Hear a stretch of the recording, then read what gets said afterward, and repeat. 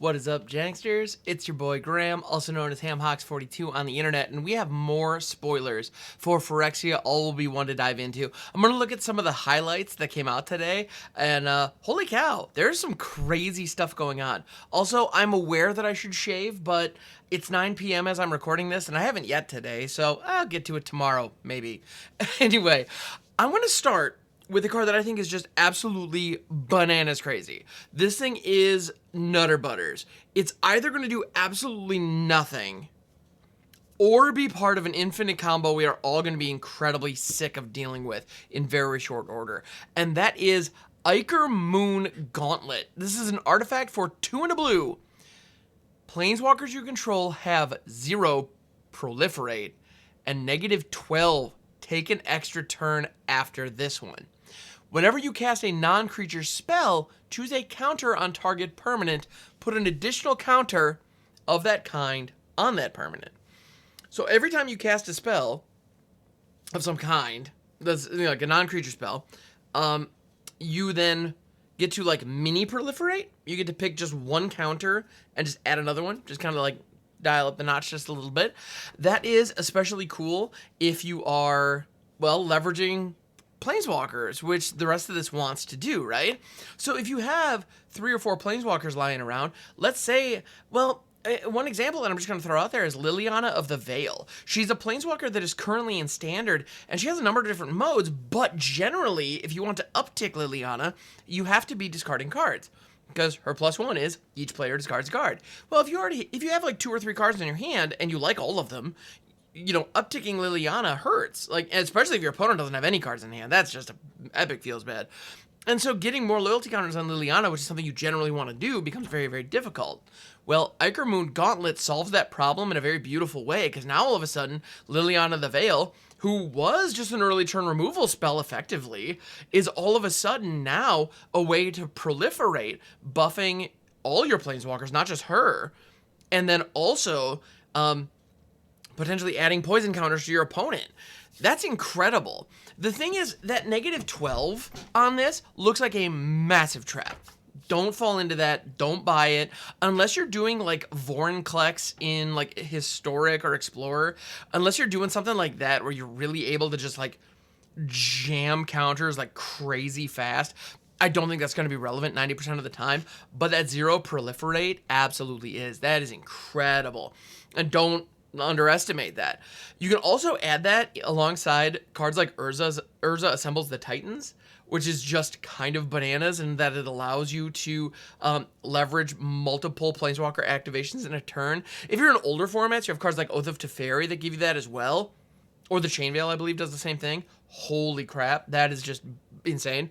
At the end of the day, if you can get this online alongside 2 or 3 planeswalkers, the amount of options that you now get and the value you can generate is kind of through the roof. It's absolutely insane.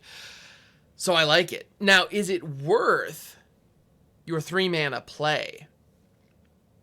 That's a good question, and I'm not exactly sure. I think you need to be going full in on the Super Friends action. You need to really be committed to it. And even then, I think this is probably a 2, maybe a 3 of in those kind of decks. Because generally, Super Friends decks, your goal is to create incremental value that your opponent can't keep up with. That's kind of the idea. So you end up seeing like creature-based board wipes and counter spells, that kind of thing, in those decks to slow the opponent down, while you just stick planeswalkers and just let them do their thing and just protect them. Like, stick them and protect them. That's the name of the game. And that's what made cards like Blood on the Snow so good, because they were wipes that actually hit all planeswalkers. Right now in Standard, we don't have that many of those. So a card like Ichormoon Gauntlet, getting that 0 proliferate is nothing short of savage. And then if you also have ways to leverage proliferate triggers, get out of here. But you need a massive, like, well, critical mass of planeswalkers. You have to be in on planeswalkers in order to take advantage of this card. But if you are, I think the possibilities on this are actually kind of dumb, and I love it. Next up, we have a card that actually goes very, very nicely with the Ichormoon Gauntlet, and that is Tekuthal Inquiry Dominus. This is a 3/5 flyer for 2 blue. If you would proliferate twice instead. If I may say, What the heck?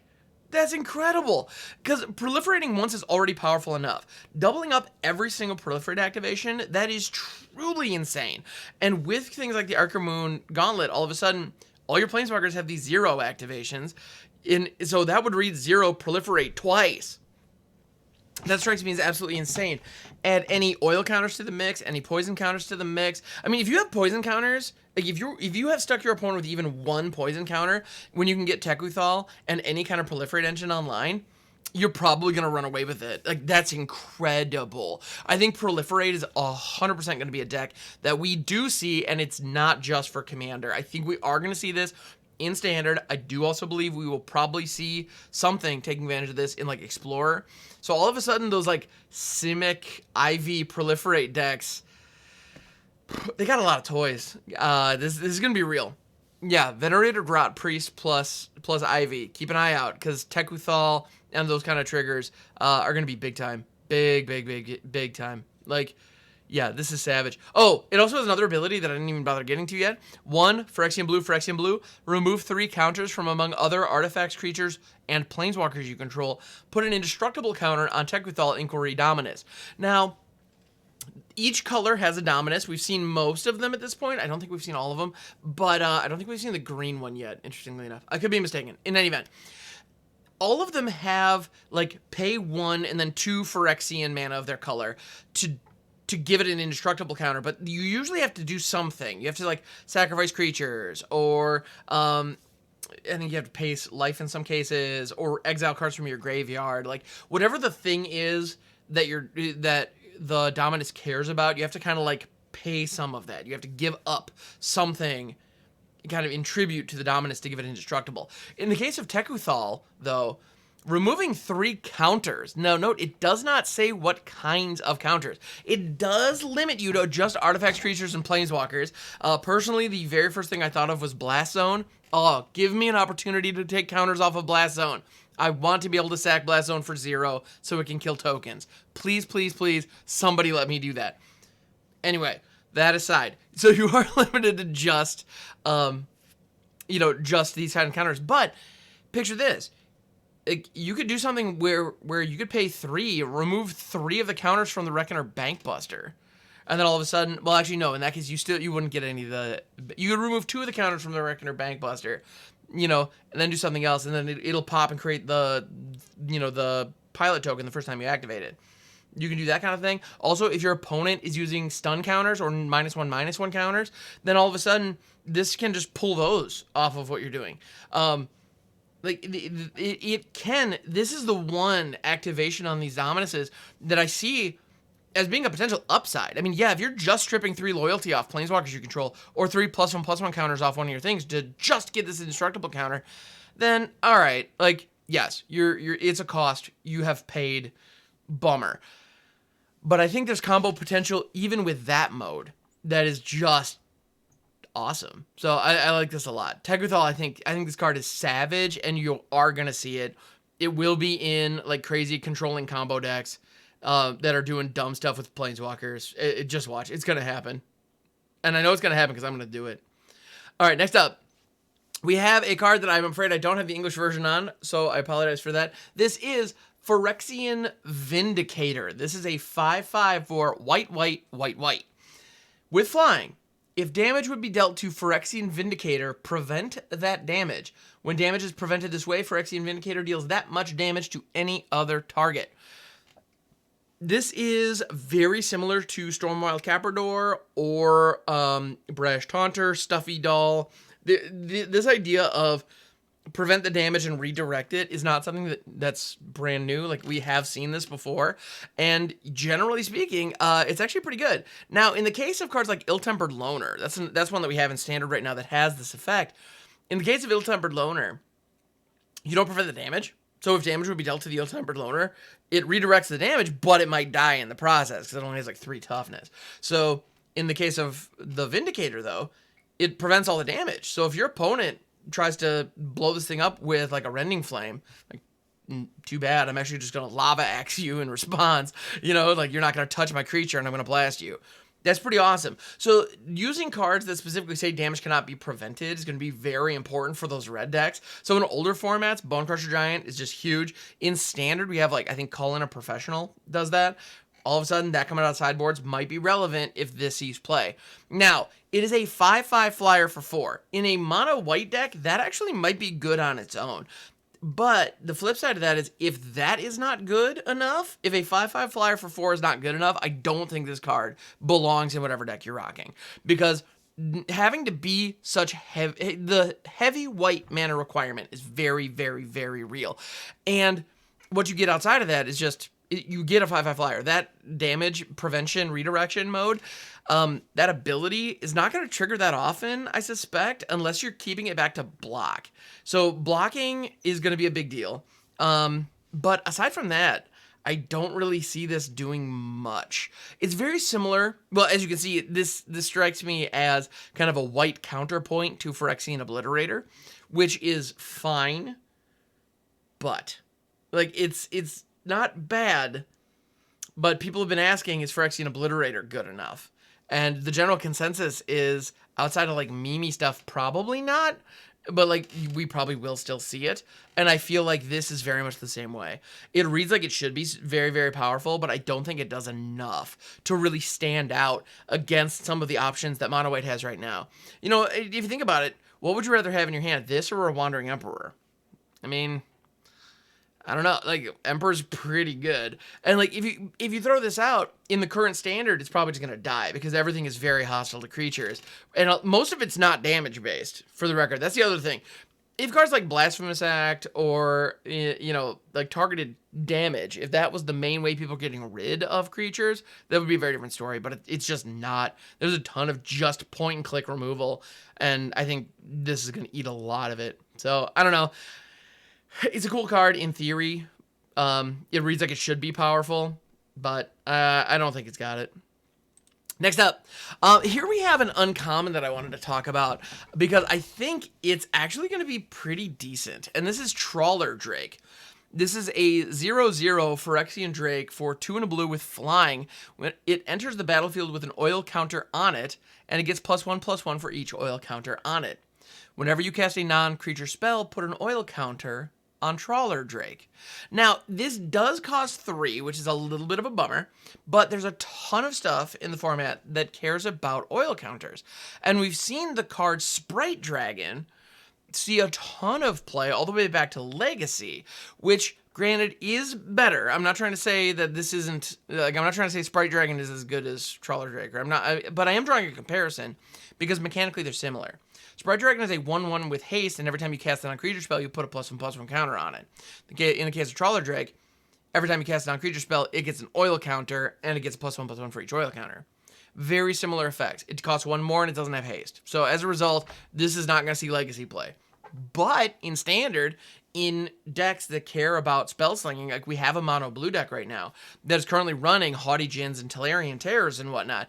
And in that deck, one of the downsides is that cards like Unlicensed Hearse just devour graveyards and a lot of the time come in out of the sideboard. And so in games 2 and 3, going up against the mono blue deck, if they have, like if the mono blue deck opponent has graveyard hate, they need another option because Haughty Djinns without a graveyard are worth nothing. Like a 0/4 flyer or even a 2/4 flyer is irrelevant. Trawler Drake could become an alternative because this doesn't care about your yard. It cares about how many spells you have cast since it was on the field. So that gives you a potential angle for attack in that kind of a deck. Is it going to be good enough to actually hold up in Standard? I don't know. Probably not. At the end of the day, this does come down as a 1/1 flyer for 3. That's asking to eat a cut down or a March of Wretched Sorrow or a Play with Fire. Like, you would need something to back it up to protect it immediately, but if it goes unchecked, it could grow pretty quick. That said, in Limited, keep an eye out for this thing. I have a feeling in Phyrexia Draft, when this thing hits the field, you're just gonna be sad because there are a lot of spells out there that are non-creature spells that just say proliferate just because, And so there are a ton of different color combinations that will be able to take advantage of this. Like you cast a spell that proliferates, you get the oil counter just for casting the spell, you then proliferate it up, and this thing can grow out of hand pretty darn fast. So in limited, I think this card is great. And in constructed, maybe? I don't know. I like the idea. If it costs 2, I would say it would be good. It would have a chance at constructed. At 3, probably not. But I don't know. I think it would be neat. All right, next up. We have Dragonwing Glider. Now, actually, I believe out of all my spoiler videos that I've done so far for Phyrexia All Will Be One, I have not yet talked about the mechanic for Mirrodin. And you have to be you have to exclaim for Mirrodin because there's an exclamation point. I don't make the rules, I read them. So, Dragonwing Glider, it has for Mirrodin. It is 3 red for an artifact equipment, and when it enters the battlefield, you create a 2/2 red rebel creature token and attach this to it. So that's the for Mirrodin. Equipped creature gets +2/+2 and has flying and haste. So its equip cost is 3 red. So this creates a 2/2 red rebel creature token, gives it +2/+2 flying and haste. So we're looking at a 4/4 flying haste creature for 5. And if that creature dies at a later point in the game, you can pay 5 and equip this to something else to give that something else 2/2 flying and haste. Like, I like the idea of this card very, very much. In general, it seems like it's a very powerful card. Like, just in general. 4/4 flying and haste for 5 in aggressive strategies can just close out games. I mean, that is the stat line in Goldspan Dragon. Granted, Goldspan Dragon brought all kinds of other goodies to the table, so it's not really a fair comparison. But we've seen 4/4 haste flyers for 5 get some work done before, you know? So I like that. The equip cost being 5 is brutal. Like, absolutely brutal. That is way too much. I mean, the 4 Mirrodin giving you the free equip the first go round is nice, but I cannot imagine in a constructed game you are actually going to pay that equip cost again. Now, we are looking at a standard where cards like Astor is available. There's also a cat cleric in this set that allows cats to just free pick up equipment. So if you're able to cheat around the equip cost in proper hammer time fashion, then all of a sudden this card goes from like being okay, I guess, to actually being pretty darn good. Like Astor gives us equip 1. All of a sudden, if you only have to pay 1 to equip this, that becomes a bomb. Like having 2/2 flying haste just sitting on the battlefield equipped for 1, boom, you're off to the races. Equipping it on Astor gives you a 6/6 flyer haste right out of the gate. Like, the possibilities are actually pretty decent. Like the punching power, like the stopping power on this card is there. The equip cost is very, very high. So it doesn't make it an auto slam dunk and everything. But in a world where we don't really have good equipment in standard right now, but we have a lot of equipment matters cards, this actually could be a contender. Like, this actually looks okay. I don't know. We'll see how it goes, but I think I like this card. I think I like it. I don't think okay, let me be clear. I like this card, meaning I am going to enjoy trying to play around it and trying to put it into like Boros equipment style decks that could theoretically take advantage of it. I do not believe this is going to be competitively viable. I do not believe you are going to see tournament results where people are running equipment-based decks using Dragonwing Glider. I don't see that happening. I would be very surprised. Delightfully surprised, but genuinely surprised. Anyway, so there we go. Gives me Skyclave, or what is it, Maul the Skyclaves vibes. That only costs 3, though. Anyway, next up, we have Infectious Bite. This is another uncommon, and one that I like a lot. This is an instant for 1 and a green. Target creature you control deals damage equal to its power to target creature you don't control. Each opponent gets a poison counter.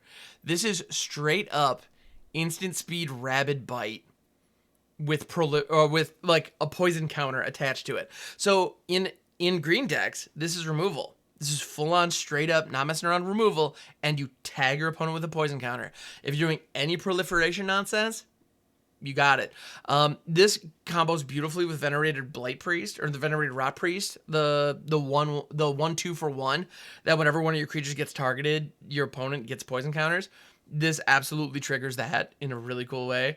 You better believe I'm going to take advantage of that. I think it's truly nasty. And then on top of that, if you have like a death touch creature, for example, it could kill pretty much anything just with this blast. I mean, I think these cards are really good. I think Golgari Poison is absolutely going to be a deck moving forward, and this might be a key piece of removal in that deck. We'll see. I'm going to try to make it work, because I think the opportunity there is pretty darn cool. And this card is just a good role player. Like, these good bite spells, they're kind of ubiquitous in limited, and it's not uncommon for green decks to also run some number of them in constructed if they're decent enough. And if you really want poison counters, if you're really racing to get your opponent to 10 poison counters, this can help you get there while removing their creatures and allowing your other toxic creatures to theoretically attack in, you know, open up some of those lanes, get some pesky blockers out of the way, and you even got one more poison in the process. Decent. Just decent. Also, instant speed. Bite effects like this, the difference between instant and sorcery is massive. Absolutely massive. We like instant. Instant is good. So, anyway, with that is all the cards I wanted to talk about today. There are tons more coming, and tons more that I haven't had a chance to actually just sit down and talk about. So keep an eye out. Those will be showing up in future videos. Please like and subscribe so you can stay abreast of all of those. And in the meantime, be good to each other. Know that I appreciate you. Thank you for checking out the video, and I will catch you on the next one.